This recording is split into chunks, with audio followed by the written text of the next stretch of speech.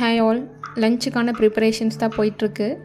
நான் ஃபஸ்ட்டு சுண்டக்காய் சட்னி பண்ணலாம் அப்படின்ட்டு அது ரெடி பண்ணிகிட்டு இருந்தேன். ஸோ அதுக்கு வந்து பார்த்தீங்க அப்படின்னா எண்ணெயில் உளுந்தம்பருப்பு, கடுகு போட்டு நல்லா ஃப்ரை பண்ணிவிட்டு அதில் பூண்டு, வெங்காயம், வரமிளகா இதையும் போட்டு நல்லா ஃப்ரை பண்ணிக்கோங்க. தென் வந்து நம்ம சுண்டைக்காயை வந்து விதையை நீக்கி வச்சுருப்பேன், விதை நீக்கி வாஷ் பண்ணி வச்சுருக்கேன். ஸோ அதையும் போட்டு நல்லா வந்து அந்த எண்ணெயில் வணக்கி விட்டுட்டோம் அப்படின்னா நமக்கு வந்து கசப்பு சுத்தமாக இருக்காது. அண்ட் தென் தேங்காய் கூட நம்ம போட தேவையில்லை, அதுவே சாப்பாடு கூட நல்லா மேட்ச் ஆகி வரும்.